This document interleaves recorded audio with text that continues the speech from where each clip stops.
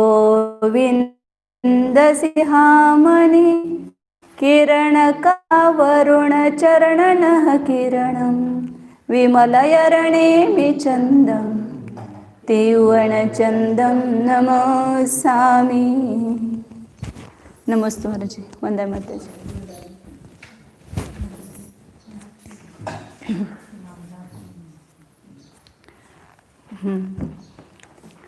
त्रिलोकसार ग्रंथ है, ज्योतिर्लोकाधिकार।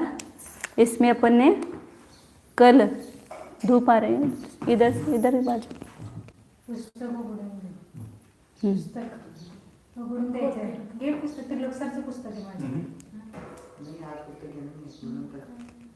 खिड़की उघडा।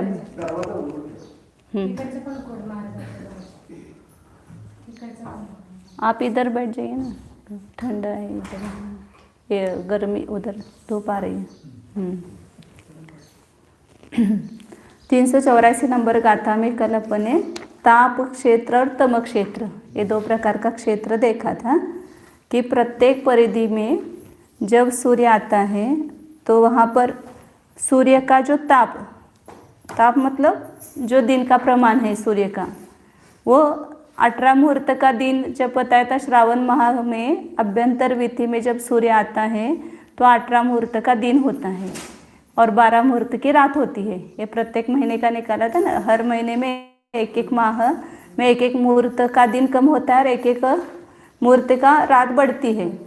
अभ्यंतर विधि से बाह्य विधि में जब सूर्य जाता है तो, और बाहर से अंदर आता है तो एक एक मुहूर्त का ताप क्षेत्र बढ़ता है और तम क्षेत्र कम होता है।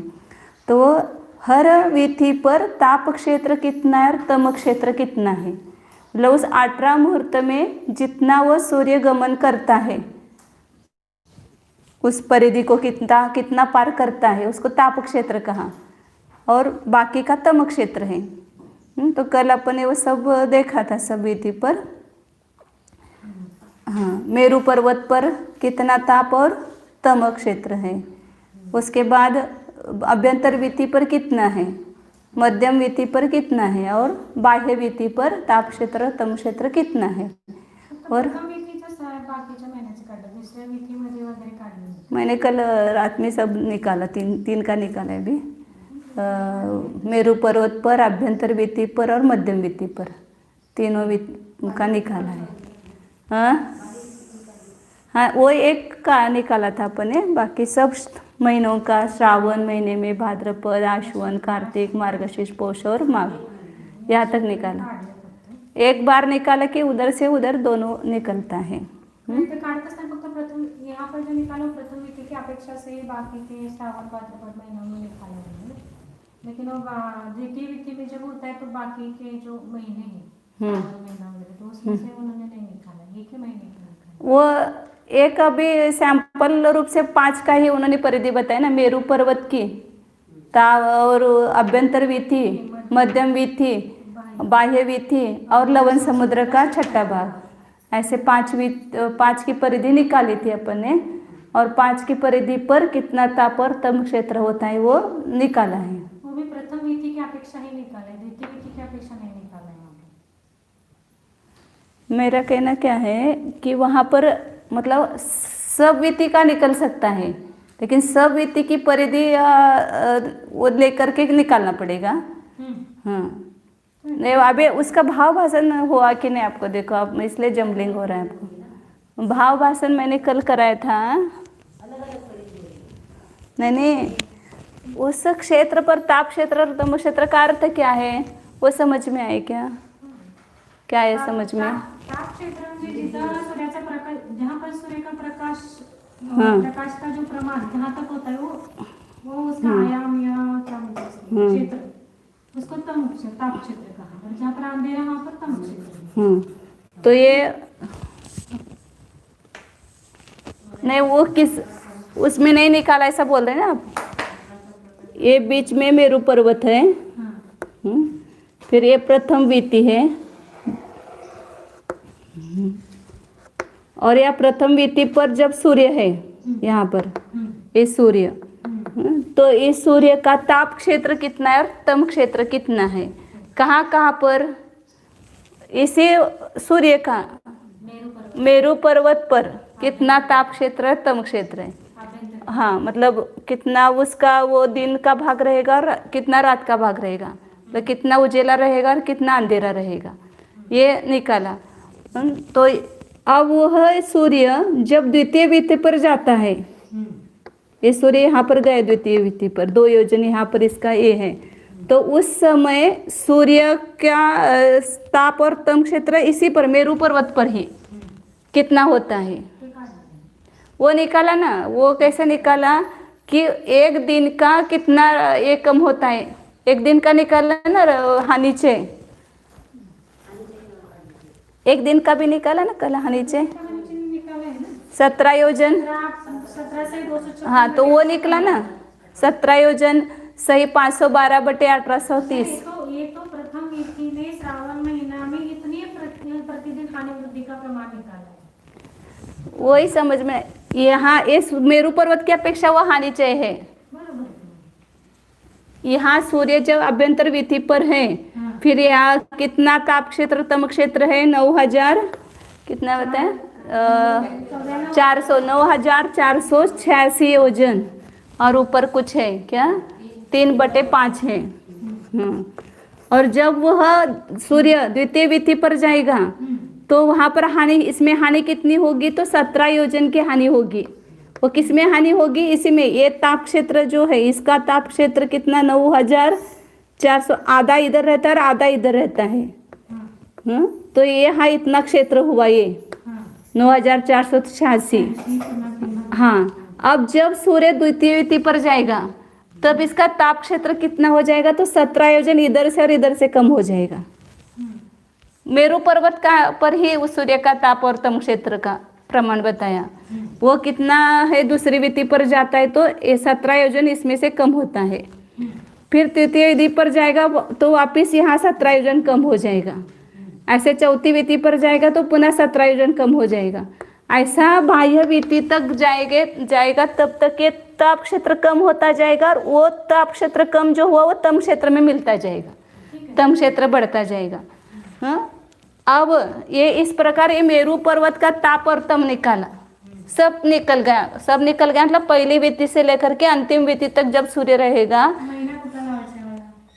महीना अलग अलग होगा ना, यहाँ पर श्रावण महीना होगा, इस आभ्यंतर विधि पर होगा तब, फिर वो 30 दिन हो जाएंगे, तो वो भाद्रपद माह हो जाएगा। उस सूर्य जब इतनी विधियाँ बीत जाएगी, 3.5 दिवस का एक माह होता है ना, तो 3.5 दिवस होने के बाद, 30 दिवस होने के बाद भाद्रपद माह होगा। तो भाद्रपद माह में इसका कितना ये होगा, तो 527 कम हो जाएगा। एक महीने में 527 योजन कम हो जाएगा।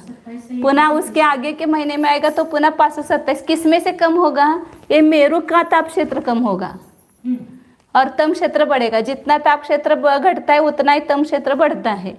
ऐसा वो बाह्य विधि तक मेरू का ताप और तम क्षेत्र निकाला। फिर जब ये बाह्य विधि तक जाने, बाह्य विधि पर जब आता है ना, तो यहाँ पर सबसे जो कम 12 मुहूर्त का होता है, तो उस समय 6324 हो जाता है इसमें। मैंने हर महीने का वो निकाला है। 324 से 2/5। हाँ, इतना मतलब वो जो तम क्षेत्र है वो ताप क्षेत्र हो जाता है, और ताप क्षेत्र है वो तम क्षेत्र हो जाता है, उल्टा जब आएंगे तब। हाँ, इसमें से 527 घटाते जाओ, और ऊपर जो 1/30 है घटाते जाओ, तो फिर भाद्रपद मास का आएगा। पुनः भाद्रपद मास के इसमें 527 से ही 1/30 माइनस करेंगे, 8959 और 17/23 आता है।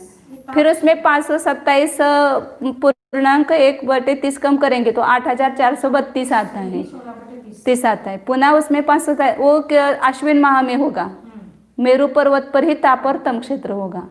फिर कार्तिक मास में पुनः कम करेंगे तो 7905, इतना मतलब ये कम कम होता जाएगा ताप क्षेत्र, और तम क्षेत्र उतना बढ़ता जाएगा। और अब इसमें ये मेरू पर्वत की अपेक्षा निकाला, और अभ्यंतर विधि पर ताप क्षेत्र और तम क्षेत्र कितना है। हाँ, मतलब किसी भी विधि पर वो सूर्य हो, वो ताप सब मेरू पर्वत का निकाला और उसका तम क्षेत्र निकाला। मतलब यहाँ मेरू पर्वत पर उचेला उसका कितने क्षेत्र तक रहेगा और कितने क्षेत्र में उसका अंधेरा रहेगा। इधर इस सूर्य का ताप और ये तम निकलता है, इस इधर एक सूर्य होता है, इसका ताप इधर और उसका तम क्षेत्र इधर आएगा, और इसका ये ताप क्षेत्र और ये तम क्षेत्र ऐसा आएगा। फिर जब इसकी अपेक्षा निकाला, अब आभ्यंतर वीति पर जब सूर्य होता है तो आभ्यंतर वीति पर उसका ताप क्षेत्र कितना और तम क्षेत्र कितना है, क्योंकि इसकी परिधि तो बड़ी है ना, ये 3,15,089 है और ये कितनी है 31,622 है, और ये से 10 गुनी है ये परिधि, तो इसलिए लगभग 10 गुना इसका ताप क्षेत्र हो जाता है। तो यहाँ पर मेरू पर्वत है आभ्यंतर वीति पर इस सूर्य का ताप क्षेत्र कितना है, तो हाँ अपन कल निकाला था इधर से यहाँ तक, समझो उसका इधर आधा और इधर आधा होता है। तो वो कितना निकाला है 94,526 सही 7/10 आया था। मतलब आभ्यंतर वीति पर सूर्य है और आभ्यंतर वीति पर ही उसका ताप क्षेत्र तम। जब मेरू पर्वत पर इतना है तब यहाँ इस क्षेत्र में इतना है 94,526 उसी समय, मतलब सबका अलग अलग आएगा। इसकी परिधि कम है इसलिए यहाँ ताप क्षेत्र कम आएगा। फिर इसके आगे जो परिधि बड़ी बड़ी है ना दूसरी वीति का वगैरह, वो ताप क्षेत्र तम क्षेत्र अलग होगा। लेकिन यहाँ पर सैंपल रूप से 3 ही का निकाला, ऐसे 4 का निकाला। मेरू पर्वत को मान लेकर के 5 का निकाला। मेरू पर्वत की परिधि, आभ्यंतर वीति की परिधि, मध्यम वीति की परिधि, बाह्य वीति की परिधि और लवण समुद्र के छठा भाग, वहां तक ही सूर्य का प्रकाश जाता है। लवण समुद्र के छठे भाग तक 33,333 और ऊपर कुछ आता है। तिथं फक्त तुम्ही एवढं सांगितलं हानी आणि जयाचं प्रमाण थोडं पुस्तकात काढले किती कमी कमी काढले। हाँ, तो यहाँ पर वो वैसे ही मैं सब निकाल रही थी सभी का, अभी मध्यम वीति तक आई थी। तो ये ताप क्षेत्र यहाँ पर इतना होता है और इधर तम क्षेत्र इसका होता है।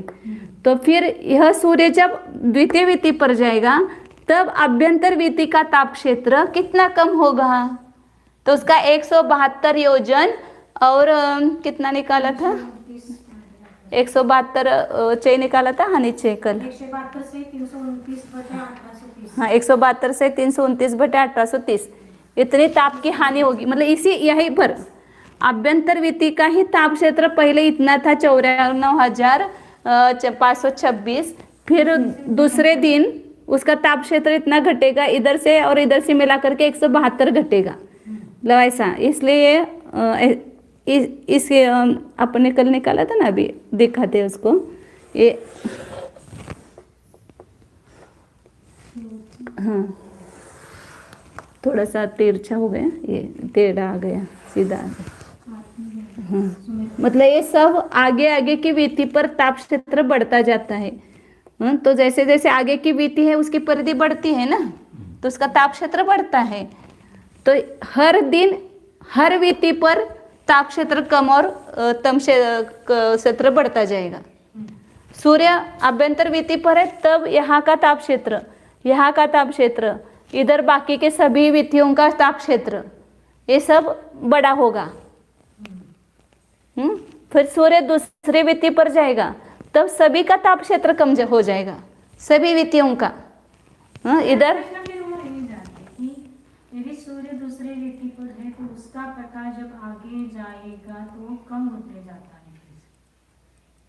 क्लियर होते महिना तो श्रावण महिन्याचं काढलंय का नाही 2/1 दिन की हानि हो रही ना, दिन की हानि सब जगह होगी, केवल यहाँ पर होगी ऐसा नहीं। आभ्यंतर वीति पर है तो दिन सब जगह 18 मुहूर्त का रहेगा। हाँ, दूसरे वीति पर जाएगा तो दिन का प्रमाण जो घटेगा 17 योजन, 17 योजन नहीं, 2/61 मुहूर्त घटा। हर दिन कितना घटता है 2/61 घटता है दिन। हाँ, तो दिन घटा तो उतना उसका तम क्षेत्र ताप क्षेत्र भी घट गया ना, इसलिए इसको 2/61 से अपन ने गुना किया। 3,15,089 को 60 मुहूर्त में वो पूरा करता है तो वो 2/61 का कितना क्षेत्र होगा, उतनी ताप क्षेत्र की कमी होगी। तो उसमें 172 योजन आया अभ्यंतर वीति पर। ऐसे हर वीति पर अलग अलग आएगा क्योंकि हर वीति की परिधि अलग अलग है। तो अभ्यंतर वीति का ही यहाँ से लेकर के लास्ट के यहाँ तक ले लो, बाह्य वीति तक। हर दिन इसका ताप क्षेत्र 172 योजन 172 योजन से कम होता जाएगा। ऐसे मतलब ये भी निकलता है कि जब किसी भी व्यक्ति पर सूर्य है उसका जो प्रकाश वो सभी जगह होता है। अभी वो आगे जा करके बताने वाले हैं तिरछा कितना जाता है उसका और ऊपर नीचे कितना जाता है। चित्रा पृथ्वी के 1000 योजन तक जाता है सूर्य का वो प्रकाश। ऊपर नीचे का ताप क्षेत्र बताया उन्होंने और इधर उधर का भी बताया। इधर लवन समुद्र के 33,333 वो जो छठा भाग है वहां तक जाता है और इधर मेरू पर्वत तक, यहाँ से वो तो इधर मेरू पर्वत तक और उधर इधर भी जहां से सूर्य है मेरू पर्वत के पास है क्या। अपने दूरी निकाली ना 49,000 कितना निकाला था 640 का आधा करना किया था ना। इधर ये 1 लाख इधर सब दूरी निकाले थे कि यहाँ से जो सूर्य है उसकी जो अभ्यंतर वीति है वो 180 योजन ही अंदर है, केवल इधर से 180 योजन ही अंदर है। तो 360 1 लाख में से कम करो तो 99,640 आ गया और उसका आधा करो, मेरू पर्वत का वास घटा करके आधा करो तो 44,000 कुछ आता है। तो उतनी मतलब इतना दूर है 44,000 मेरू पर्वत से सूर्य अभ्यंतर वीति पर, तो वहां तक उसका प्रकाश आता है ना। मेरू पर्वत के से 1121 योजन की दूरी पर ये लोग ये गमन करते हैं। वो मुझे उस समय मुझे भी नहीं आया था समझ में। हाँ। वो क्या लिखा था उन्होंने, क्योंकि मेरू पर्वत से 11 से 21 योजन दूर रहकर गमन करते हैं। नहीं वो ऐसा कहा था लेकिन अभी उसका अर्थ नहीं लगा है, वो जब आएगा तब देखेंगे। लेकिन अभी अभ्यंतर वीति कितनी दूर है यहाँ से, 180 हाँ 44,000 कुछ आता है, 44,820 आता है, इतना दूर है मेरू पर्वत से सूर्य। तो यहाँ तक और इधर तो कम है लवन समुद्र का, मतलब ऐसे 33,000 है इधर लवन समुद्र के। हाँ ब्रिटिश भाग है ना, हाँ वहीं तक जाएगा, हाँ जाएगा नहीं तो इसलिए उतना 33,000 है। 33,000 तक एक बड़े 33,000 है ना, ये हाँ। 44 कितना 1 लाख में से 44,000 है। तो इधर प्रकाश पड़ सकता है तो उधर क्यों नहीं पड़ेगा। तो सभी वीति पर जब सूर्य होगा ना तो सब जगह प्रकाश समान ही होगा। ऐसा लगता है कि ये भले वो थोड़ा सा दूर है ना, तो इसका प्रकाश वहाँ कम जाना चाहिए। सब दूर होने से प्रकाश का भी वो अंतर तो वो इसलिए आगे गाथा आने वाली है एक। नहीं लग रहा है। कैसे ये तो 44 योजन है, 44,000 और वो 33,000 तो है। लवन समुद्र में ज्यादा जाना चाहिए हिसाब से। तो लवन समुद्र 33 आगे आने वाला है सब कुछ धीरे धीरे। पर उससे सूर्य का अंतर और चंद्र का अंतर ठीक है आगे देखते हैं अपन, आगे आने वाला है सब आएगा। आगे उन्होंने प्रकाश क्षेत्र कितना है उसका बताया है, ऊपर नीचे इधर और इधर उत्तर दक्षिण अभी जितना बताया सब वो आने। समझते चलो। हाँ समझते चलो आप। हाँ ये भी ऐसे समझ में नहीं आता है जल्दी ताप क्षेत्र तम क्षेत्र, लेकिन 2-3 बार मैंने ऐसे एकाग्रता से पढ़ा तो वो समझ में आया। आकृति भी नहीं आई थी समझ में वो कैसी है। ऐसे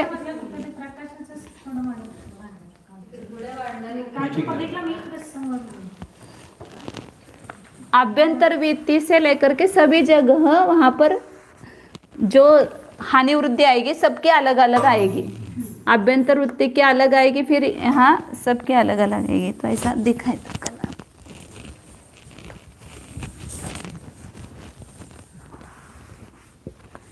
ये बाह्य वीथी ऐसे समझो, यहाँ पर ये बीच की मध्यम वीथी है और बहुत सारी सब वीथियाँ हैं। तो यहाँ पर ये ताप क्षेत्र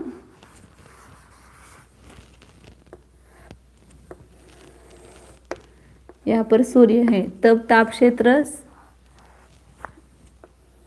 सबका ज़्यादा होगा। ये प्रथम मेरू पर्वत से लेकर के बाह्य वीथी तक ऐसा है।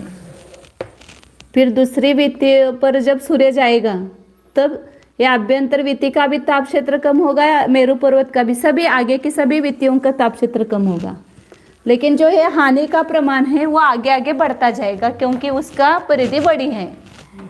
फिर तीसरी वीथी पर आएगा तो ताप क्षेत्र और कम हो जाएगा, सब जगह हानि हो जाएगी इधर, और वो जो घटा है वो ताप तम क्षेत्र में बढ़ता जाएगा। ऐसे हर विधि पर सबका ताप क्षेत्र और तम क्षेत्र अलग आएगा, घटता घटता आएगा। अंतिम विधि पर आएगा तो यहाँ पर ये समझो कि ये अंतिम विधि का ताप क्षेत्र है, ये ताप क्षेत्र, और फिर बाकी ये तम क्षेत्र में आएगा, इधर भी ये तम क्षेत्र में आएगा। ये स्थिति कब आती है कि पूरा वो तम क्षेत्र हो गया और थोड़ा सा पूरा नहीं, थोड़ा सा नहीं, बहुत बच्चा है।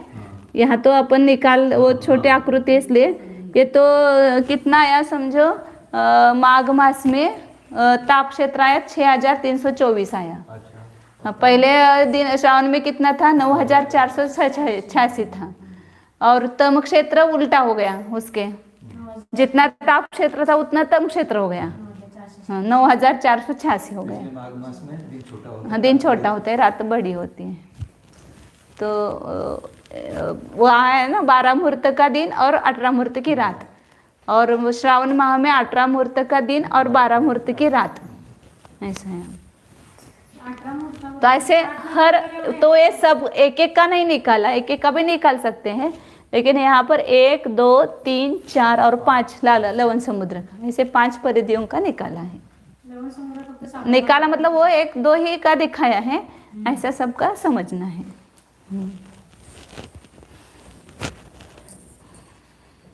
अब आगे चलते हैं। 384 कल हुई थी गाथा, 385 से 385 और 386 नंबर गाथा में वो परिधि का ही प्रमाण बताया, क्योंकि 384 गाथा में उन्होंने ये सूत्र दिया था, परिधि को 1830 से भाग दो तो वहाँ का ये आता है, हानिचय आता है। 1830 से भाग दिया था ना, कल वो अपन ने देखा था गणित। बाह्य विधी सांगितलं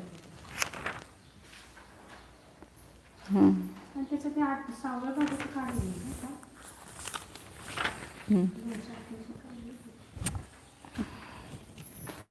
मतलब 2/61 का अपन ने गुणा किया था ना, और 3 हर दिन का जो है वो कितना ये होता है, हानि होती है ताप क्षेत्र में, वो निकालने के लिए हाँ, तो जो परिधि है उसको 60 से भाग दिया और 2/61 से गुणा किया, तो 60 और 61 और उसका भाग दे करके 1830 आया। तो इसलिए कहा था कि जितनी गलियां हैं उसको 10 से गुणित करो और परिधि को भाग दो, तो प्रत्येक दिन की हानि आएगी, प्रत्येक दिन की हानि और एक माह की हानि, ऐसे दोनों निकलता है। तो पहले बताई 527 बताई थी, और यहाँ प्रत्येक दिन की बताई थी। अब वो परिधि कितनी है वो अभी तक बताई नहीं ना उन्होंने, टीका में निकाली थी परिधि, लेकिन अभी उस हर 5 क्षेत्रों की परिधि कितनी है उसको यहाँ पर बता रहे हैं। सिद्धांक पर 5 परिधियों का व्यास का वर्ग करके 10 से गुणित करके उसका वर्गमूल निकालने के बाद परिधि आती है, सूक्ष्म परिधि, उसका प्रमाण 22 16 3 9 51 समच दुख 67 सम उद्दसते सीधि इगितीसम छादाल सुन्न सत्तय वावण्णम पौदीनम पंचन्नम परिधियो कमेन अंक कमेनेव। पहले किसकी, मेरु पर्वत की 5 की परिधि बताते हैं। परिधि को 1830 से भाग दिया तो दिन का हानिचय निकलता है। तो मेरु पर्वत की परिधि अपने वर्गमूल निकाल करके निकाला था उसको। यहाँ गाथा में बता रहे 22, लास्ट का लिखना 22 16 और 3 माने 31,622 इतनी उसकी परिधि है। फिर दूसरे आभ्यंतर विधि की परिधि वो कितनी है, 89 माने 1 कम 90 अभ्यंतर विधि, उसकी परिधि 1 कम 90 और 50 माने 50 और 31 3,15,89। फिर मध्यम वित्ती की परिधि वो कितनी है? दुख लगता है ना, मुझे लगा दुख क्यों लिखा है, फिर वो बाद में समझ में आया। अभी पढ़ते समय दुख में दुख का क्या प्रयोजन है? दुख, दो मतलब 2 और 0। मध्यम वित्ती की परिधि 2 0 फिर 67 मतलब 67। हाँ 70 मधनं 80 म्हणजे 60 होतं. ते असं हे होऊन जाते ना, संधि हो जाती है वहाँ पर। वो 60 कहते ना, 61 62 63 ऐसे 67 67 ऐसा क्या उसका? हाँ 67 ऐसा हो। 60 एक चाहिए क्या फिर? दुख 67 गीती सम 14 सीधी 60 पाहिजे वाटतं तिथं। 67 असं पाहिजे। तुमच्यात आहे का कोणाच्या जुन्या पुस्तकात? हां खाली संस्कृतमध्ये नव्हे, प्राकृतमध्ये दुःख 67 असं आहे काय? थांबा, हां हां बोला। 70 आहे ना, वो चाहिए वहाँ पर 70 चाहिए। 67 हां हां बरोबर आहे। 67 केले, 67 केले। बघूया आपण संशोधन करूया। 67 चाहिए। फिर 31 क्या चाहिए? 31। 3,16,702 मध्यम वित्ती है। बहुत दूर नहीं है ना ये। वो कैसे निकालना, वो भी सूत्र के माध्यम से निकाला था पहले आभ्यंतर वित्ती की परिधि, फिर उसमें जितना योजन बड़ा है उसकी परिधि निकाल करके जोड़ो तो दूसरी वित्ती की परिधि आती है। 778 नंबर की गाथा कितनी बड़ी, उसमें सब निकाला था, प्रत्येक वित्ती की परिधि। अभी यहाँ पर 778 गाथा में निकाले थे ना सब। मेरु से उस सूर्य का अंतर कितना है, सूर्य से सूर्य का अंतर कितना है, और प्रत्येक की परिधि कितनी है, वो दिनक क्षेत्र 378 म्हणाले की मी 378 म्हटलं। 378 778 मी म्हटलेलं आठवत नाही मला। 378 माझ्या डोक्यात आहे। हां हां 378 गाथा में 700 नहीं 300। अब बाह्य उसमें निकाले ना परिधि, ये सब बाह्य वित्ती की परिधि कितनी है तो बताते हैं गाथा में। 14 हो गए ना, 31 14 फिर 83 14 83 फिर 31 31 3,18,314 ये भी निकाली थी बाह्य परिधि अपन है। बाह्य वित्ती की परिधि ये पूरा वो जो 5 योजन आता था और उसका 340 बटे इतना योजन आया, वो एक का उतना बढ़ता है वो आया था। और जल का 6 भाग उसकी परिधि, जल मतलब लवण समुद्र में जो जहाँ तक वो सूर्य जाता है ना वहाँ तक की वो उसकी परिधि कितनी है? 46 शून्य मतलब 0 और 7 और 52 कितना बताया? 0 7 नहीं 27 नहीं 7 हाँ फिर 52 5,27,040 हाँ जलाचा 6 भाग आहे का नाही, हाँ ते काय त्याचं वेगळं आलं कशामध्ये? काढलं ते नहीं उसका नहीं निकाला था, लेकिन उसका निकाला नहीं, खाली आता ही इतना बताया था। नाही, व्यास काढलं होतं आपण, हाँ व्यास निकाला था। त्याची परिधि नहीं काढली। इनमें दोनों में ज्यादा अंतर नहीं, 1613 1612 का अंतर है। हाँ अभ्यंतर मध्य में हाँ वो तो ज़्यादा दूर नहीं है ना, 180 एक यहाँ पर कितना 510 योजन के भीतर ही सब है ना ये सब अभ्यंतर वित्ती, मध्यम वित्ती और बाह्य वित्ती ये 510 के भीतर ही है ना। पहले है, फिर उसके बीच में 255 जाएगा तो बीच क्या आएगी? फिर आगे 255 योजन जाएंगे तो बाहर के आएंगे। हाँ 255 से ही अधिक है। हमने बाकी के तो आभ्यंतर विधि इसका तो सब निकाला है, लेकिन इसका लेवल समुद्र के जो शक्तिवादा था उसकी परिधि नहीं निकाली, उसकी परिधि नहीं निकाली ना, इतनी आती है खाली बताया था। व्यास निकाला है परिधि से सूर्य का अंतर वो बताया था 33,332। नहीं, 16,000 1,66,667 इसका व्यास है, व्यास कहा। बराबर है। व्यास उसकी परिधि उसका वर्ग करके उसका 10 से गुना करके निकालो ऐसा बताया था, और उसकी वो कितनी आती है उसने बता दिया।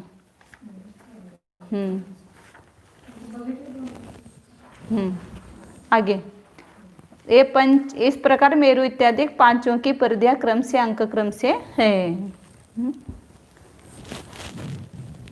अब आगे 387 नंबर का आता है। अब यहाँ पर प्रश्न उत्पन्न होता है, सबकी परिधि अलग अलग है। हाँ, पहले अभ्यंतर वृत्ति की परिधि अलग है, दूसरी वृत्ति की परिधि अलग है, और हर रोज सूर्य एक पूरी प्रदक्षिणा करता है। तो पहली परिधि छोटी होते हुए भी उतना ही काल, दूसरी परिधि बड़ी होते हुए भी उतना ही काल, तीसरे 60 मुहूर्त रोज के हैं। तो फिर ऐसे कैसे हो सकता है? हाँ तो वही बताए कि समान काल के द्वारा विसदृश परिधियों को कैसे वो पूरा करता है सूर्य। तो ये उसका ही उत्तर यहाँ पर दे रहे हैं। नियंता सिगगदी पविसंतार विससिदु मंदरादि विसमाणि परिरयाणि दु साहन्ति समान कालेन। ताकि नियंता सिग्ग गदी पविसंता रवि ससीदो मंद गदी। सूर्य और चंद्र जब निकलते हैं, मतलब प्रथम आदि विधि से निकलते हैं, तो उसकी जो गति है वो बढ़ती जाती है, शीघ्र गति होती जाती है। यहाँ पर अभ्यंतर विधि में जब होगा तो सबसे मंद गति होगी, स्लो चलेगा। उसका वो उदाहरण भी दिया अगले गाथा में, हाथी के समान चलता है। फिर जब दूसरे गति तो थोड़ा स्पीड बढ़ जाता है, तीसरे गति में और स्पीड बढ़ता है। उसको उतनी पूरी करनी है, उतने काल में पूरी विधि पूरी करनी है, तो उसकी वो गति बढ़ती बढ़ती जाती है। बाह्य विधि पर जब जाता है तो सबसे यहाँ पर है ना कितनी बाह्य विधि 3,18,314 पूरी करना है, तो वहाँ और उसकी विमान की गति बढ़ जाती है सूर्यबिंब की। तो इसलिए और जब बाहर से भीतर आता है तो सब दोनों की भी, सूर्य और चंद्र दोनों की भी लेना कि उसकी गति मंद हो जाती है। फिर अंतिम गति से फिर अगले गति में आता है तो उसकी मंद मंद गति होती जाती है। तो इसलिए समान काल से उन परिधियों को साधता है, दोनों भी साधते हैं, रवि और सूर्य और चंद्र दोनों भी। विषम परिधि होते हुए भी उसकी गति बाहर जाते समय बढ़ती जाती है, शीघ्र होती है, और अंदर से बाहर से अंदर आता है तो मंद होती जाती है। इस प्रकार 60 मुहूर्त में ही सभी परिधियों को पूरा करता है, एक एक दिन में एक एक परिधि पूरी करता है। अब आगे 388 नंबर गाथा है। अब उसी को उदाहरण दृष्टांत दे करके बताते कि वो गमन का प्रकार कैसा है, किस विधि में कैसा गमन होता है। गय हय केसरी गमनम पड़ में मज्जंती में यसूरस पड़ी परि हिम रवि ससिनो मुहूर्त गदि खेत माणिज्यो। अपन भी जब विहार करते कहीं जाना है, शिखर जाना भी बहुत ऊपर जाना है तो जल्दी जल्दी जाने लगते हैं, फिर अब आ गया पास तो थोड़ी गति धीमे हो जाती है। ऐसे यहाँ पर बड़ी बड़ी विधियाँ हैं तो वहाँ पर अपने आप उनकी स्पीड बढ़ती जाती है, ऑटोमेटिक सब होता है वैसा। गय हय केसरी गमनम क्रम से लगाना, पड़ में गय गमनम। प्रथम विधि पर सूर्य का गमन कैसा है, हाथी के समान है, धीरे धीरे चलता है। फिर मध्य हय घोड़े के समान गमन है, और अंतिम विधि पर सूर्य सिंह के समान। सिंह की छलांग बहुत बड़ी होती है ना, घोड़े से भी उसकी गति ज़्यादा है कहते सिंह की। सिंह की ज़्यादा, हमको ये पता नहीं था, अभी इसमें पता चला कि सिंह इतना जल्दी गमन करता है। हाँ उड्डान करता है लेकिन इतना गमन उसका ज़्यादा है। फिर सूरज पड़ी परिहिम रवि ससिनो मुहूर्त गति खेत मानिचो। अब प्रत्येक परिधि में एक मुहूर्त का उसका गति क्षेत्र कितना है वो निकालना है। मतलब प्रत्येक परिधि में जो उसका गमन क्षेत्र है तो 60 मुहूर्त में पूरी परिधि को कवर करता है, तो एक मुहूर्त में कितने करता है, तो एक मुहूर्त का गमन क्षेत्र निकलेगा ना वहाँ पर।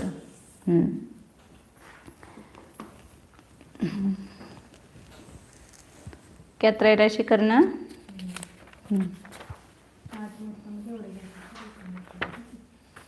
387 नहीं 88 नंबर की बात है। सूर्य और चंद्र प्रत्येक परिधि में एक मुहूर्त गति का प्रमाण लाने के लिए उसको त्रैराशि करते हैं।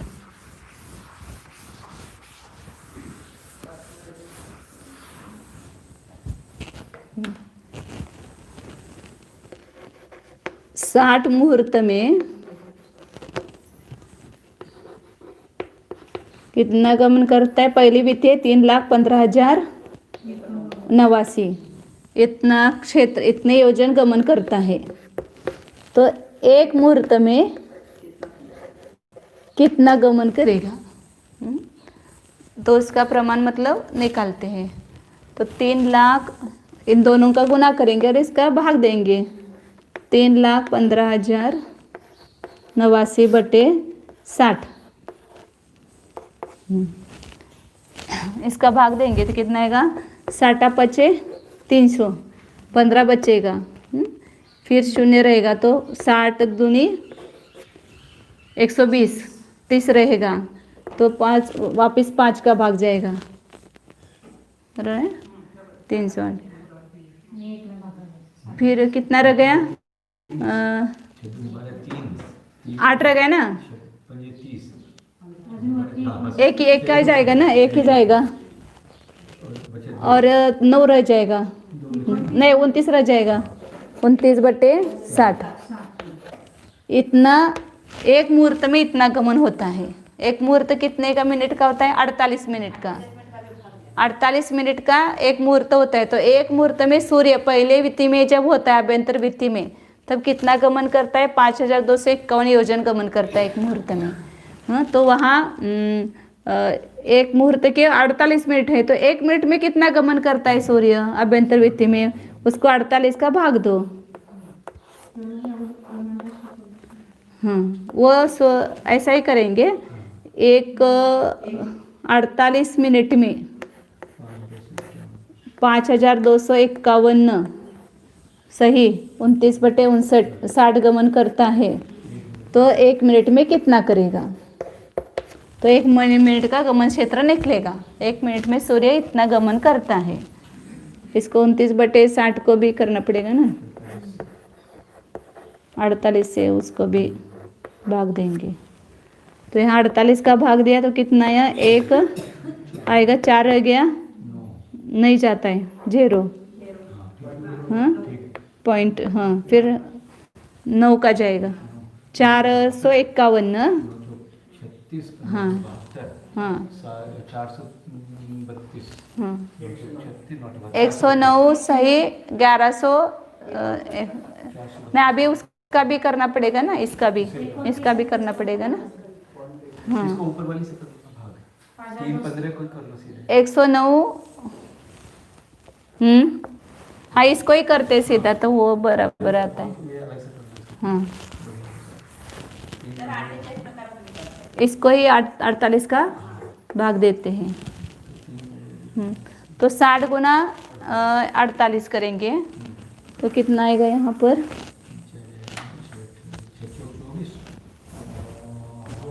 2880 आता है, इधर 2880 का इसमें भाग देंगे 3,15,090 में। तो एक का भाग जाएगा पहले, फिर नहीं जाएगा, इसमें कितना बचेगा 0, 15 में से 8 गया 7, अच्छा 1, 11 में से 9 गया 2, अच्छा 1 0, 270 रहेगा।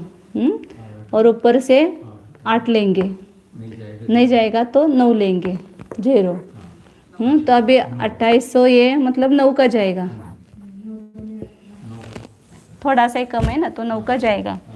तो 2880 गुना 9 0 और 9 आठे 72 7 9 आठे 72 और 7 79 वापिस 7 9 दूने 18 और 7 25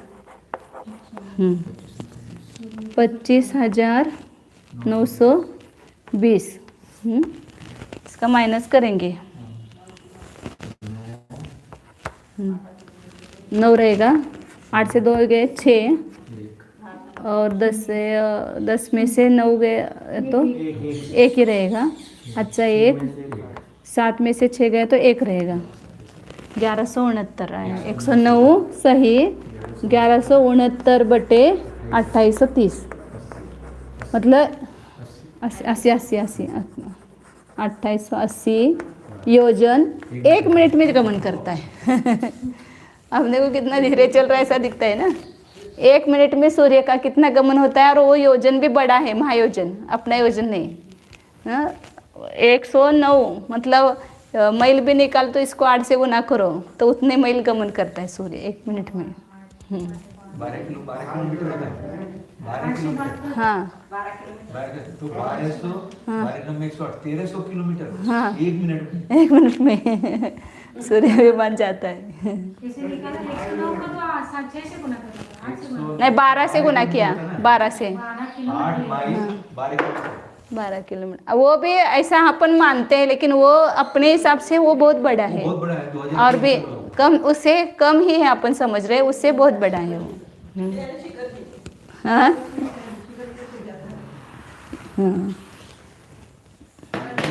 अब यह क्या निकला, अभ्यंतर विधि में 1 मिनट में सूर्य का विमान कितना जाता है। हाँ चलो आगे, इतना किलोमीटर जाते थे सूर्याचे विमान 1 मिनिटात। ये हम अपने विमान से भी बड़ा है विमान है।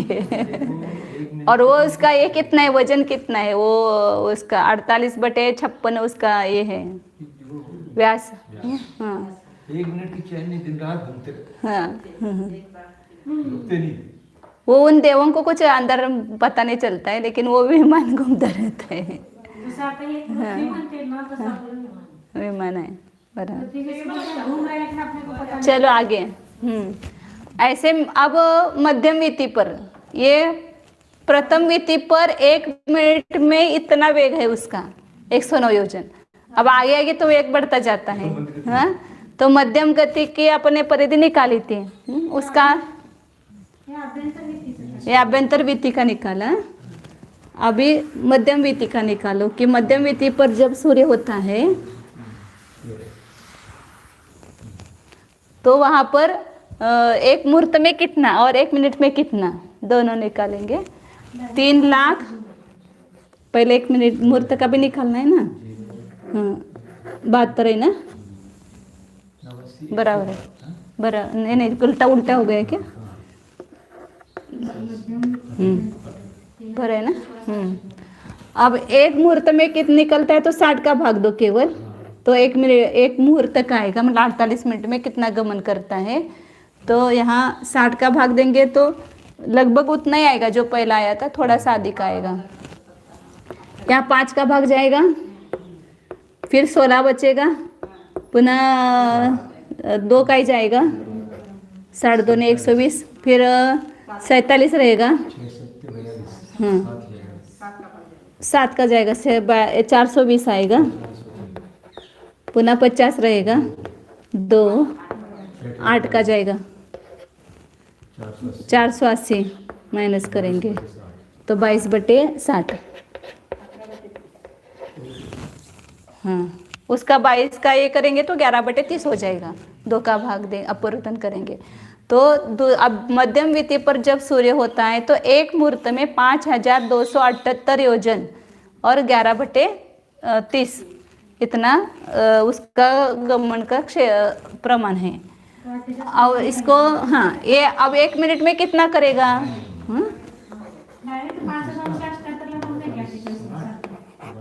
उत्तरी साठी ते उलट हे अपूर्णांकामध्ये असल्यामुळे अवघड जाते उलट. हाँ ये यहाँ सरल जाता है. 60 × 48 मतलब 2880. सीधा करो ना 2880. 2880 से भाग देते हैं 2880.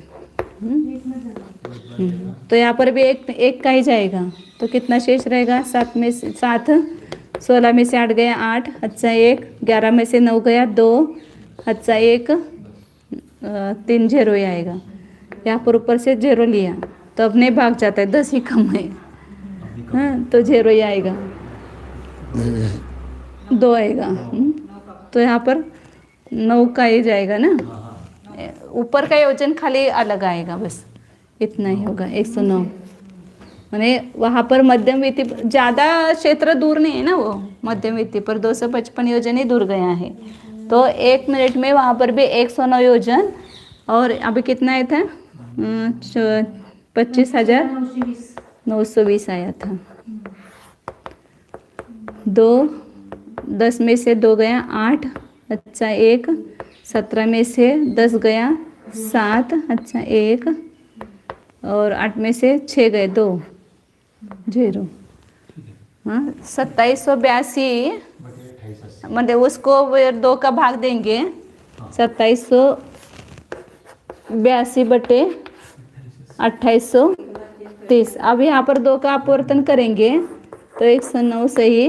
बे के बेतिया 6, हाँ 92 18, बे के 1400. या मेरा गलती हो गई. 1440 आएगा. मतलब वहाँ पर 1161 आया था का 69 जे तर लिहायला चुकले काय की मग. आज चुकलं इथं. किलोमीटर. और ये 12 तो एक सामान्य है, ये महायोजन है 2000 किलोमीटर से ऊपर जाएगा. 2000 कोस होता है एक योजन में. हाँ ये अपने योजन से जब गिनने जाते हैं ना, इसका प्रमाण बहुत बड़ा है. हाँ वो 500 गुना तो है ही, और 500 गुना है मतलब 500 और 500. 2000 हाँ एक योजन में 2000 कोस. हाँ हाँ और उसको किलोमीटर करेंगे तो और ज़्यादा है. 2000 कोस के होते हैं किलोमीटर. अपने उस दिन निकाला था 4,000 कुछ निकाला. 4,000. 6000 किलोमीटर. 6000 किलोमीटर होंगे 2000 कोस के. हाँ एक कोस में कितने किलोमीटर? एक कोस में 6 किलोमीटर. नहीं, एक कोस में 6 नहीं, वो 3 किलोमीटर. एक कोस में 2 मील होता है और 2 मील में 3 किलोमीटर होते हैं. चलो अच्छा ठीक है, आगे चलते हैं. ये मध्यम वीति पर निकाला प्रमाण. अभी कुछ मत लो. हाँ अब बाह्य वीति पर कितना गमन क्षेत्र है उसका. 1 मुहूर्त में कितना और 1 मिनट में कितना.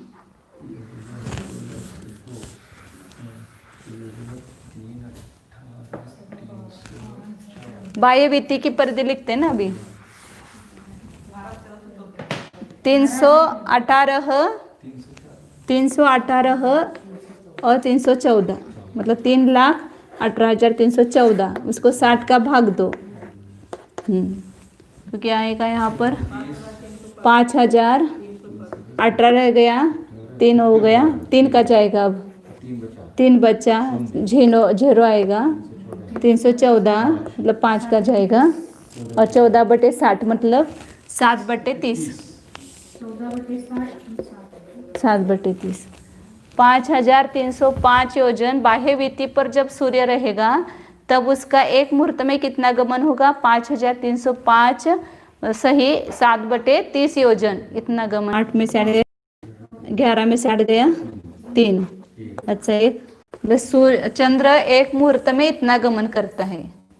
तो 1 मिनट में कितना करता है उसको 48 का भाग दो तो 105 आता है. 105 की गति सूर्य से कम है.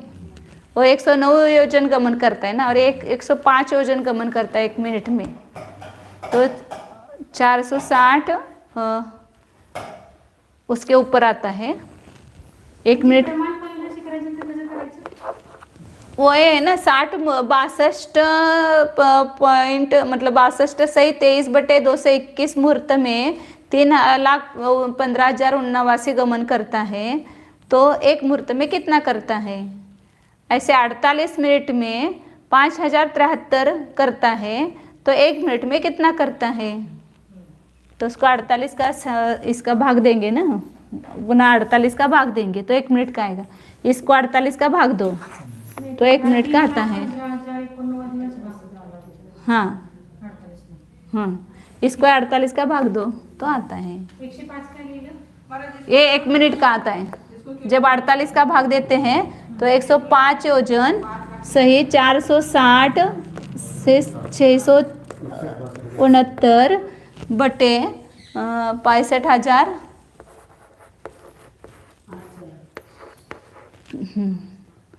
6,58,800 इतना योजन 1 मिनट में गमन करता है। 221 में गुणा केलं किती आलं? मतलब ये कितना आधा मिनट आधा योजन भी नहीं होगा ना, नहीं ये कम है, आधा योजन से आधे से ज्यादा 6,48 आधा से जा ये ऊपर बड़ा है तो ज़्यादा बोलेंगे ना, आधा से ज़्यादा है, आधा योजन से ज़्यादा है। उसका वो कोस वगैरह रूपांतर करूँ तो आएगा सब, कितना कोस और कितना धनुष और कितना जाता है वो आएगा। हाँ 221 ला गुणल्यानंतर किती आलं ते? वो नहीं निकाला है अलग से, हाँ अलग से नहीं निकाला। 200 नहीं डायरेक्ट यहाँ देते हैं, वो बहुत देर लगती है इसलिए मैं कभी कोई छोड़ देता हूँ। हाँ ये तो कैलकुलेटर पर आ जाएगी। वो कैलकुलेटर पर क्या होता है वो पॉइंट आता है आगे का, वो इतना बच्चा वो समझ में नहीं आता है तो हाथ से करना पड़ता है वापस उसको। वो कितना आगे शेष रहा वो नहीं समझ में आता है ना वहाँ पर, तो वापस वो करना पड़ता है। आगे मतलब इसका इतना मतलब निकला कि सूर्य से इसकी गति कम है, मंद है चंद्र की।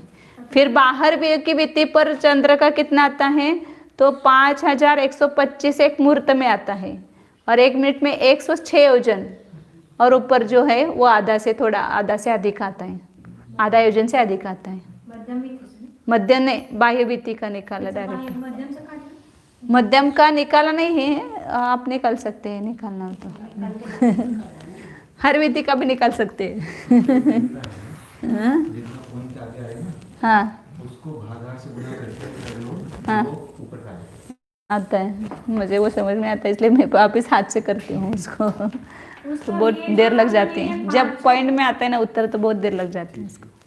इसमें जो मेरु पर्वत का जो अंतर सब दिया है उन्होंने अभ्यंतर बाह्य विधि का, ये चंद्र सूर्य में दोनों जगह उतना ही दिया. क्या अंतर? जैसे उन्होंने 31,579 जो लिया, मध्यम विधि जो लिया 300. वो सब परिधि एक ही आएगी ना, परिधि समान ही है ना सब जगह, परिधि का तो फर्क नहीं होगा। उस परिधि को वो पूरा करने में टाइम ज़्यादा लगता है चंद्र को।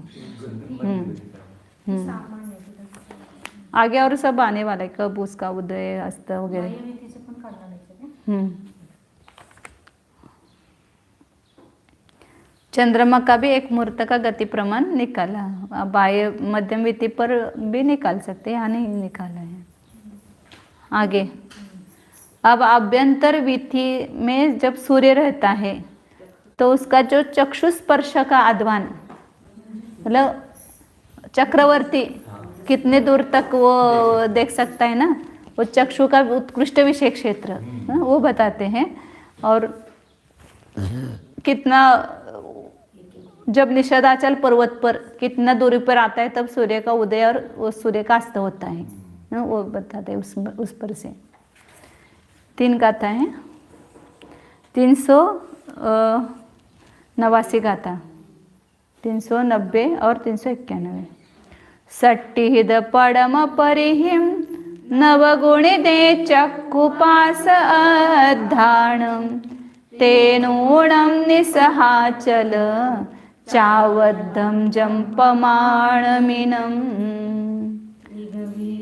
चढ़दल संयम साह्यमागम मनिसह उवरिमिनो दिस्सदे औज्झ मज्जे तेनूणो निसह पास भुजो निसुवरिं गन्तव्यं पणसगवण्णास पञ्चदेसूणा तैत्यमेत्तं गत्ता निसहे अर्थं च चादिरवि। हाँ, पहले चक्षुरेंद्र का जो विषय क्षेत्र है उसको त्रैराशिक से निकालते, गाथा अपन बाद में लगाते हैं उसको।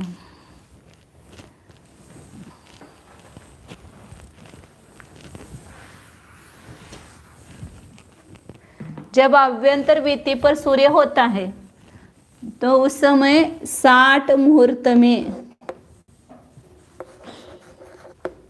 प्रमाण राशि कितना गमन करता है? 3,15,089 इतना योजन गमन करता है 60 मुहूर्त में।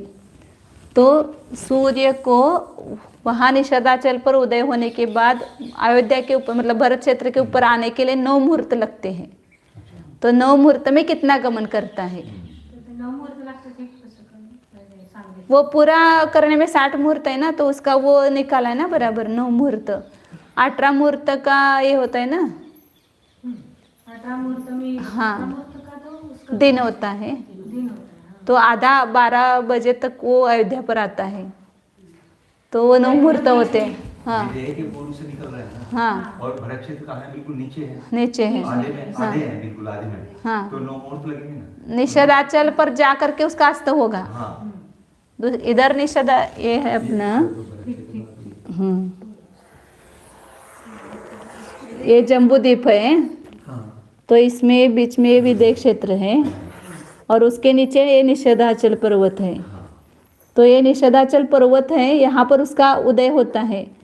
तो यहाँ से यहाँ आने तक 9 मुहूर्त लगते हैं और यहाँ से यहाँ जाने तक 9 मुहूर्त लगते हैं, फिर यहाँ अस्त होता है उसका। अब वहाँ पर कहाँ पर बराबर उदय होता है और कहाँ पर बराबर अस्त होता है, कितने योजनों पर, वो इस गाथा में वो भी समझ में आएगा। तो पहले ये जो क्या बोलते हैं निषदाचल पर्वत है ना, ये यहाँ पर यहाँ से यहाँ तक है समझो ये। तो उसको ये बोलते हैं ये धनु है, ये धनु निषदाचल का। ते आता आपण म्हटलं ना, ते आत्ता हे कळालं बघा इथं जीवा आणि ते तो ये धनु बोलते इसको। और इसके भुजा है, ये भुजा है उसके। तो ये पूरा ही होगा जाएगा ऐसा। धनुष का माप ले यहाँ से लेकर के ये पूरा यहाँ तक वो निकालेंगे। वो अगले गाथा में सब निकाला हुआ है, यहाँ पर केवल उन्होंने बता दिया कि इतना है ऐसा करके। तो यहाँ पर अपन पहले त्रैराशिक करते हैं, फिर उसको बाद में निकालते हैं कि 60 मुहूर्त में 3,15,089 योजन गमन करता है। तो 9 मुहूर्त में कितना गमन करता है? अपने जीवकांड में भी ऐसा ही निकाला है ना, त्रैराशिक करके चक्रवर्ती का जो उत्कृष्ट विषय क्षेत्र है चक्षुरेंद्र का, ऐसा ही त्रैराशिक किया था वहाँ पर। ये पूरी प्रदक्षिणा करने में उसको 60 मुहूर्त लगते हैं, तो यहाँ से यहाँ आने में उसको 9 मुहूर्त लगते हैं। तो ये कितना क्षेत्र हुआ ये इस पर से निकालेंगे। 9 मुहूर्त में कितना गमन किया उसने, तो उतना वो चक्षुरेंद्र का विषय क्षेत्र होगा।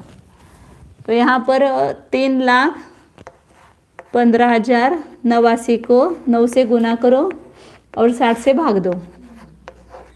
पहले 3 से अपवर्तन कर दो, 3 तिया 9 और 20। अब 3 से गुना करो, 3 तिया 9। हाँ इधर से करो 3 9 27। हाँ नहीं इधर से करते, 3 9 27, 7 अच्छा 2, 3 8 24 और 2 26, अच्छा 2, 3 0 0 2, 3 5 15, अच्छा 1, 3 1 के 3 और 1 4, 3 3 9। इसको 20 से भाग दो। 20 चौक 80, 14 रह गया 145। तो 20 7 140, 5 रह गया, 5 और 2 52, तो 20 दूनी 40, 12 रह गया और 26। तो 20 से 120 होते ना, तो 6 रह गया, 6 रह गया तो 7, मतलब 20 या 60 और 7/20 इतना चक्षुरेंद्र का विषय क्षेत्र है। जब यहाँ भरत चक्रवर्ती भरत क्षेत्र पे अयोध्या नगरी के अपने महल के ऊपर बैठा है, तो वहाँ पर यहाँ जो अब वो सब बता रहे हैं कितने योजन पे ये होगा वो वगैरह सब बता रहे हैं। तो वहाँ जो सूर्य का उदय होता है उसका दर्शन, उस सूर्य बिंब के जिन चैत्यालय का दर्शन ये चक्रवर्ती करता है। तो इतना जे हुआ ना ये क्षेत्र का प्रमाण ये निकाला है, वो 47,263/27/20। अब इसको यहाँ पर ये इसका धनु निकाला, ये धनु पूरा कितना है उसका प्रमाण बताया है 1,23,768। वो सब अगले गाथा में और विस्तार से निकाला है। यहाँ पर केवल ये बता दिया कि इतना है, यहाँ से लेकर ये निषद पर्वत का यहाँ से प्रारंभ और यहाँ से अंत, तो ये पूरा धनु का प्रमाण कितना है वो सब शलाका निकालेंगे। भरत क्षेत्र की 1 शलाका, हिमवान की 2, हरि क्षेत्र की 4, ऐसा सब मिला करके शलाका निकाल करके उस परिधि को भाग देंगे तो वो आएगा बराबर। अभी वो कल देखते अपन। हाँ, सूर्योदय होने के बाद 12 बजे नहीं, वो 12 बजे आने तक उसको ये इतने मुहूर्त लगते हैं। हाँ, वो सूर्योदय होने पर ही वो दर्शन करता है उसके सूर्य बिंब के जिन चैतन्य का। तो लेकिन 12 बजे तक वो भारत से अयोध्या के ऊपर आता है सूर्य, तो वहाँ से वो गमन किया तो कितने मुहूर्त लगे? 9 मुहूर्त। तो उतने क्षेत्र की दूरी का यहाँ उसने पहले दर्शन किया वहाँ उसको उसका वहाँ से दूरी निकालने का प्रयोजन है। हाँ, दूरी निकाल वो दर्शन करता है, दर्शन करता है। अब यहाँ पर इसका धनुष का क्षेत्र कितना है तो इसको मिटाते हैं। अभी ये विषय क्षेत्र रखते हैं। 1 लाख से कम होगा। हाँ, 1 लाख आधे से ज़्यादा कम है ना, ये 1,23,768 है। 23,000 हाँ 768 है ये पूरा। हाँ, और ऊपर कुछ है 18/19 है।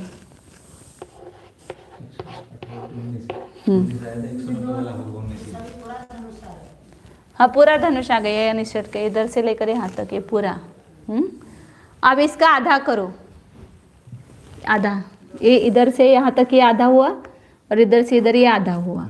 इधर से निषद से यहाँ भरत क्षेत्र के तक आधा और इधर से निषद से यहाँ तक आधा। हाँ, तो 2 का भाग देंगे इसको। तो कितना आएगा? बेसख 12, बे के बे 8 16, बे 8 16, बे 9 18। अब एक ही रहेगा, नहीं रहेगा, 2 बेचो काट। 9/19 यहाँ 2 का भाग देंगे तो 9/19 हो जाएगा। तो ये आधा कहाँ से हुआ? यहाँ निषद से लेकर के यहाँ तक ये पूरा क्षेत्र कितना हुआ? 61,884 योजन 9/19। अब इसमें से इसका विषय क्षेत्र जो है वो घटाएंगे 47,263। हाँ, तो वो कहाँ तक आता है वो निकालेंगे। इसमें से माइनस,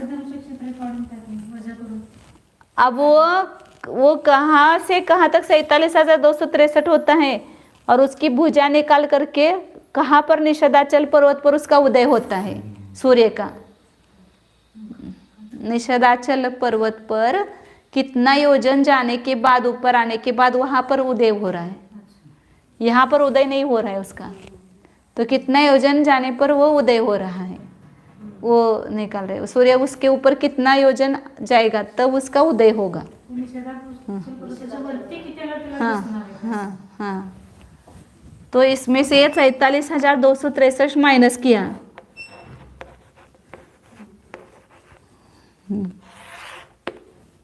और ऊपर 7/20 है।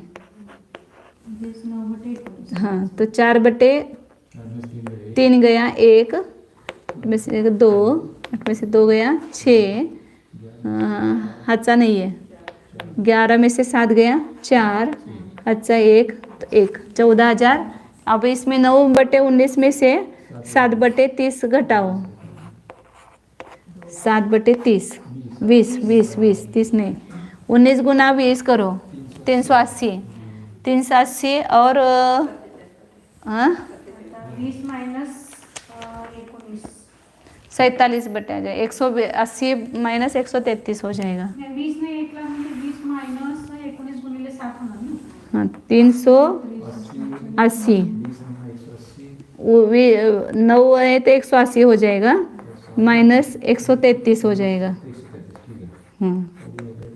बरं 47/380 मतलब यहाँ पर 14,621 ऊपर 47/380। अब यहाँ पर ये निषद पर्वत की भुजा जो है वो बताइए 20,196। ये जीवा और ये भुजा ऐसा कुछ निकला अलग अलग है, यहाँ पर ये भुजा हो गई तो ये कितनी है 20,116। 14,721 करायला ये 14,621 है वही निकाल रहे हैं अभी। ये जो 20,000 उसकी भुजा कितनी 20,196 है ना, 196 है। ये जो गोलाकार हुआ ना वहाँ से वो उसको जीवा नाम दिया है और इसको भुजा कहा है।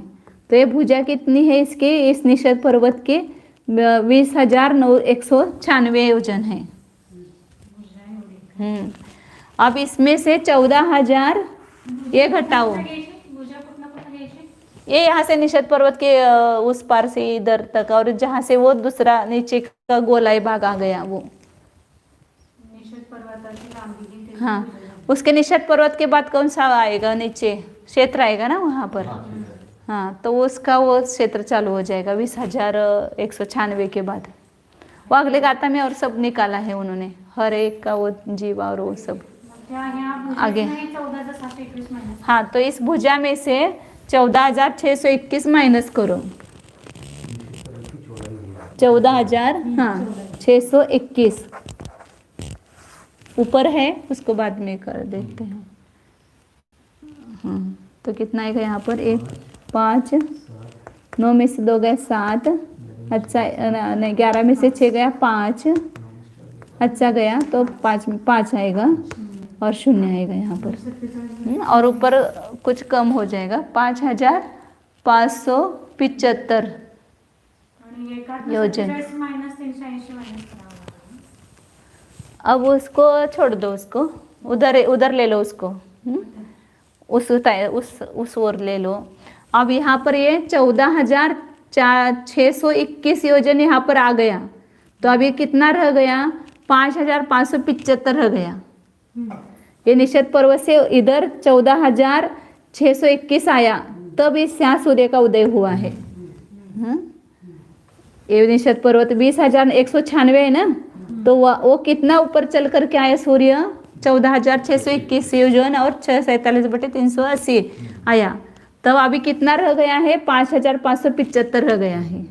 तो यहाँ पर सूर्य का उदय हुआ तो यहाँ जब आता है तब इसको दिखता है ना ये तो ये यहाँ से यहाँ तक कितना हो गया 47,263 बस सही 7/20 हो गया। यहाँ उदय हुआ तो वहाँ से लेकर के यहाँ तक इतना क्षेत्र हुआ ये दोनों मिल करके ये 61,884 हो जाएंगे ना। इन दोनों को जोड़ेंगे तो 61,884 यहाँ से लेकर के यहाँ तक 61,884 है वहाँ निषद पर्वत के वहाँ से लेकर के यहाँ तक। अब ये 47,263 इसलिए माइनस किया तो कितना शेष रहा यहाँ पर 14,621। मतलब निषद पर्वत के ऊपर सूर्य जब 14,621 आएगा तो वहाँ सूर्य का उदय हुआ तो पुनः यहाँ से यहाँ तक ये 9 मुहूर्त लगेंगे तो 47,263 योजन आया। पुनः इतना जाएगा इधर 47,263 तो वहाँ पर उसका अस्त हो जाएगा 5,575 योजन जब निषद पर्वत पर जाएगा तब सूर्यास्त होगा। म्हणजे तिथनं जेवढं निघालं तेवढं थोड़ा इसलिए वो निकाला है कि वहाँ ये सब माइनस करके इसलिए निकाला कि सूर्यास्त का अस्त होगा, वो चित्र दिया है ना वहाँ पर। 14,721 निषदाचल पर्वत की भुजा में से कम किया।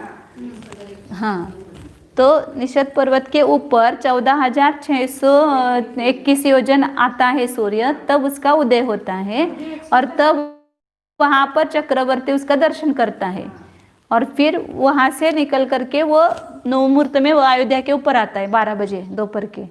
पुनः नवमुहूर्त इधर जाता है तो 5,575 निषद पर्वत की भुजा, वहाँ जा उतना गमन करने पर सूर्य का अस्त होता है।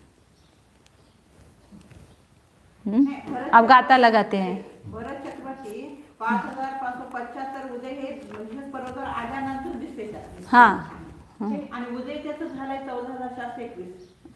नहीं वही इतना शेष रह गया है। 14,621 का गमन हो गया उतने क्षेत्र का, फिर 5,575 रह गया है अभी निषद पर्वत, तब वहाँ पर उसका दर्शन होता है। मतलब वहाँ पर उदय हुआ और उतने ही योजन यहाँ जाने पर अस्त हुआ। तो इतने सब पूरा करने में 18 मुहूर्त लगते हैं। जब आभ्यंतर भित्ति पर है तभी चल रही है ना बातें, तो 18 मुहूर्त का दिन होता है। मतलब जब तक सूर्य इधर तक जाता है ना तब तक अपने यहाँ दिन रहता है। इसलिए मेरा कहना क्या होता है, जब सूर्य इधर से आता है ना तो इधर ये जो भरत क्षेत्र है ना, ये तो ये अपने जो 6 खंड है, तो ये अपने अयोध्या बीच में है, तो इधर का ये सूर्य है तो यहाँ पर ये उजेला जल्दी हो जाता है। और जब ये अमेरिका वगैरह है ना तो इसके आड़ में होंगे इसे नीचे, इसलिए वहाँ जल्दी उजाला नहीं होता है। फिर जब सूर्य इधर आता है ना, इधर इस साइड में आता है, तब वहाँ पर उदय हो जाता है, वहाँ पर उजेला हो जाता है। इथं अशी जमीन काय खाली उंच सखल असेल तर तुम्ही म्हणताय का पर्वत? बरोबर की असं काय, आता आपले सगळे क्षेत्र काय असे काय सपाट आहेत काय, सगळे खाली वरच आहेत ना। एवढं खाली नाही की ज्याच्यामुळे सूर्याचा प्रकाश अभी बोल रहे हैं ना, सूर्य का प्रकाश तो नीचे 1,000 योजन तक जाता है। ये प्लेन पे मान लो आप, जैसे कलकत्ते में यहाँ में कितना अंतर आता है, हाँ, ऐसे ही आगे आगे बढ़ते चलो तो अंतर बढ़ते चलो। बढ़ता चला जाता है ना वहाँ पर। एक्सिस अक्षांश और देशांतर जैसे जैसे बढ़ते घटते हैं ना, वो पृथ्वी के जैसे उसके हिसाब से अभी बम्बई ऊपर है, अपन नीचे है ना, तो उसमें भी वो सूर्यास्त सूर्योदय में अंतर पड़ता है।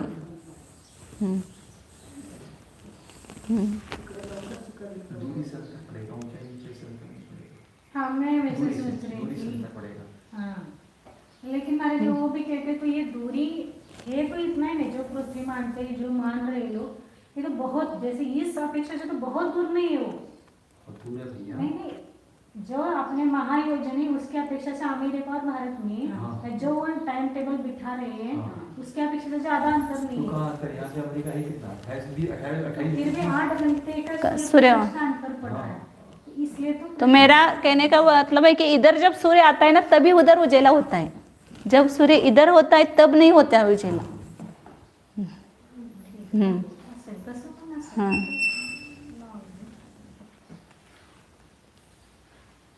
आगे ये गाता लगाते खाली 2 मिनट में। सट्टी हिद पड़म परिहिम, पहली परिधि को 60 से भाग दिया, 9 गुणित 9 से गुना किया, तो चक्षुरेंद्र का जो पार्श्व अध्वान है, मतलब उसका स्पर्श का अध्वान, चक्षुरेंद्र वहां तक स्पर्श करता है, स्पर्श करता है मतलब देखता है, यहाँ पर चक्षु से स्पर्श करना मतलब देखना, इस अर्थ में उस देखने का अध्वान है। और तेन ऊणम, उससे कम, इस एक चक्षु का अध्वान है, इससे कम जो निषदाचल का चावद्धम, चाप का आधा, ये चाप इसका आधा ये निकाला। फिर उसको जम प्रमाणम, जो माइनस करने पर जो प्रमाण आता है उतना, मतलब 14,621 इतना। 21 छदाल संयम, वही बताया उन्होंने, 21 6 और छदाल और संयम मतलब एक उतना 100 और साहियम उतना निश उवरी मीनो, मतलब उतना आकर के, निषद ऊपर, निषद पर्वत के ऊपर उतना आकर के, इनो मतलब सूर्य, सूर्य का दिसदी दिखता है। जब सूर्य निषदाचल पर्वत पर 14,621 योजन ऊपर आता है तब सूर्य अयोध्या में से दिखता है, दिखाई देता है। कहाँ पर? औज्य मध्य, मतलब अयोध्या में। तेन ऊर्ण निस पाहस भाजो, इसलिए उतना कम 14,621 से कम निषद पर्वत का जो पार्श्व भाग है, पार्श्वभुजा मतलब 20,196, उसमें से 14,621 कम करो, तो जो उतना आता है वह निस्सौवर्यम गंतव्य, उतना ही निषद पर्वत के ऊपर जा कर के 50 मतलब 5 कितना बताया? 5,575 सग 5 7 फिर 5 मतलब 55 इतना देसुना, उसमें कुछ कम होता है, वो जो ऊपर था ना ये थोड़ा कम, उतना तेत्यमेत्तम गत्ता, उतने मात्र मेरु पर्वत निषद पर्वत पर जाने पर निश्चय अत्थम च जादि रवि, सूर्यास्त को प्राप्त हो जाता है। कहाँ पर उदय होता है और कहाँ पर अस्त होता है वो बताया है। सबके ऊपर अब आगे आएगा वो सूर्य का उदय कहाँ पर होता है, कौन कौन से क्षेत्र पर होता है, किस वीति पर जाने पर कहाँ उसका उदय क्षेत्र है, ये सब आगे आने वाला है। ये ज्योतिष आदिकार बहुत धीरे धीरे चलेगा, क्योंकि इसमें बहुत सारी बातें बतानी होती है। हाँ हाँ 5,575 वर असत होते आणि उदय त्याचा 14,621 योजन आने पर, मतलब इतना ही रहता है, 5,575 रहता है निषद, तब होता है वहाँ पर अयोध्या में से दिखाई देता है। हाँ पर अस्त होता है, बराबर। 61,884 काय म्हणते? ये आधा चाप, ये निषद पर्वत का ये पूरा चाप है, पूरा धनुष है निषद पर्वत का। अयोध्या के वहाँ पर 61,884। हाँ इधर ये बीच का, ये वहाँ तक निषद पर्वत से यहाँ भरत क्षेत्र के आधे तक का ये पूरा है। उसमें पुस्तक में है ना निकाला हुआ, देखें वहाँ पर 345 पेज पर है पुस्तक में, वो पूरा निकाला हुआ है। आणि त्यातनं 47,263 का मायनस केलं? ये विषय क्षेत्र चक्षुरेंद्र का विषय क्षेत्र बताया। मायनस करून 14,721। वो 9 मूर्त से निकाला ना, 60 मूर्त में पूरा करता है तो 9 मूर्त में कितना गमन करता है, तो 9 मूर्त तक वो दोपहर के 12 बजते हैं वहाँ अयोध्या तक आने तक, तो 9 मूर्त का गमन हो गया वहाँ से निषद पर्वत से। निषद पर्वत की ही जो पूरी उन्होंने लंबाई बताई 20,196, हाँ बाकी का सब इसमें ये जीवा में आता है, तो वो आधा है तो उनसे एक कम। 23 जीवा है हाँ। पूरे की, उसको आधा कर लो तो 61 हो गया। मैं वो भावासन करा रही थी कि निषद पर्वत की लंबाई उन्होंने 20,196 अभी वो आगे के काथा में सब शलाकाएं लेकर के निकाला है। निषद पर्वत आधा और बाकी का आधा, कम ज्यादा है थोड़ा। वो तो सब ऐसा ही होता है ना, अभी वो शलाका दुगुनी दुगुनी है ना, शलाका दुगुनी दुगुनी तो ऐसा ही होता है ना, जो जहाँ पर दुगुना दुगुना होता है आगे का, तो पीछे पीछे का जो है वो आगे से कम ही होता है। चाप 61 है और अभी 20 चला है, अभी 40-41 बाकी है, 40 बाकी है। नहीं, और शलाका दुगुनी दुगुनी होती गई ना, तो भरत क्षेत्र से दुगुना में हिमवान पर्वत है, फिर हिमवान पर्वत से ये छोटा हो गया ना, फिर हिमवान पर्वत और भरत क्षेत्र दोनों मिला करके जितना है उससे आगे का क्षेत्र बड़ा है, दुगुना दुगुना ही है ना सब। 1 2 4 8 ओ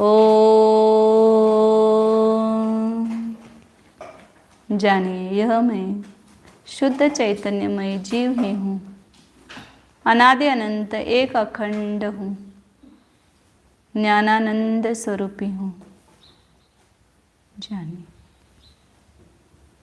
यह मैं उदय अस्त से रहित ध्रुव हूँ, मेरा उदय भी नहीं मेरा अस्त भी नहीं, मैं शाश्वत ध्रुव चैतन्य स्वरूप हूँ। सूर्य का प्रकाश अध्रुव है, मेरा प्रकाश मेरा चैतन्य प्रकाश शाश्वत है। इस चैतन्य ज्योति के प्रकाश में संपूर्ण विश्व प्रकाशमान है। अपने चैतन्य ज्योति के प्रकाश में अपने शुद्ध चैतन्य में निज वस्तु को देखिए। इसमें ही संपूर्ण विश्व प्रकाशमान हो रहा है। विश्व बाहर प्रकाशमान नहीं है, इस ज्ञान के भीतर ही प्रकाशमान है। विश्व को प्रकाशित करने वाले इस अपने निज चैतन्य प्रकाश का भाव भाषण कीजिए। जो कुछ बाहर का दिखाई दे रहा है, यह सब चैतन्य का ही प्रताप है, ज्ञान दर्शन का ही प्रताप है। उस अपने ज्ञान दर्शन गुण के प्रताप को जानिए और अपनी महिमा बढ़ाइए। निज महिमा, सूर्य चंद्र की महिमा तो आती है, लेकिन निज आत्मा की महिमा हमें नहीं आती। उसको समझिए। इस चैतन्य में तो संपूर्ण ज्योतिर्लोक क्या, संपूर्ण विश्व को प्रकाशित करने की सामर्थ्य है।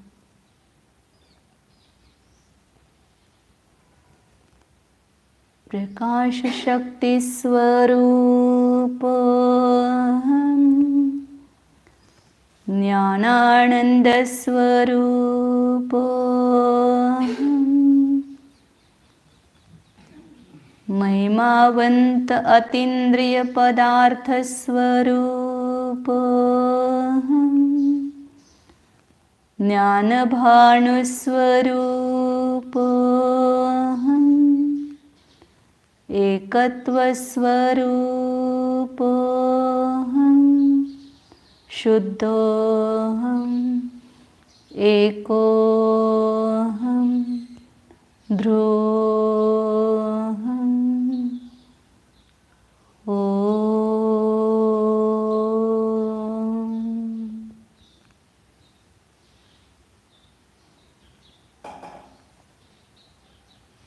विसर्जन। नमो अरिहंताणं नमो सिद्धाणं नमो आयर्याणं नमो वज्रायाणं नमो लोये सव्वसाहुणं नमो अरिहंताणं नमो सिद्धाणं नमो आयर्याणं नमो वज्रायाणं नमो लोये सव्वसाहु नमो अरिहंताणं नमो सिद्धाणं नमो आयर्याणं नमो वज्रायाणं नमो लोये सव्वसाहु नमो नमो सिद्धाणं नमो वज्रायाणं नमो